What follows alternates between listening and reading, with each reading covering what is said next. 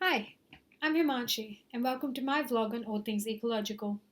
One of the greatest debates that stem in the ecological sphere is how ecological principles can be integrated into the engineering design process. The fact is that traditionally, especially as engineers, we really don't think much about nature. We focus on putting technology into everything. It's always about the next best thing and how we can make it even better.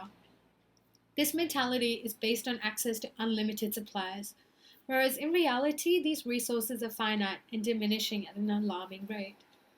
My thoughts on that? Why not retrain and re engineer the engineering design process in itself to be more ecologically aware? The current engineering design process looks at the steps of ask, research, imagine, plan, create, test, and improve. Now, none of these steps specifically mention anything about sustainability and ecological principles.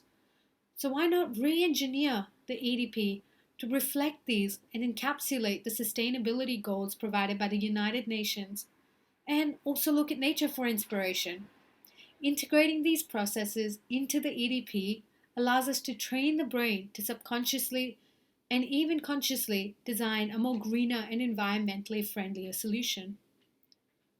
So, why not introduce permaculture principles into the design process? Permaculture looks at the philosophy of working with the nature rather than against it, and drawing inspiration from how elements interact with each other in the nature. The foundation of the permaculture principles rely on three main aspects: caring for earth, a fair share, and caring for people.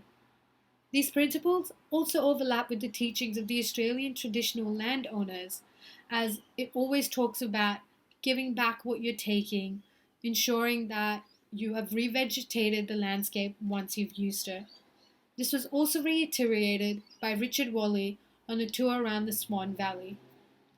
Now, why wait for the government regulations or essential resources to be completely depleted before we're forced to make this change? Why wait for the future when we can change things right now and help elevate the pressure on our ecosystem?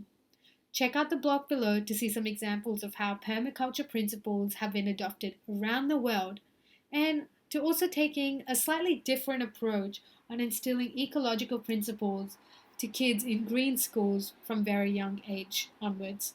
Thank you.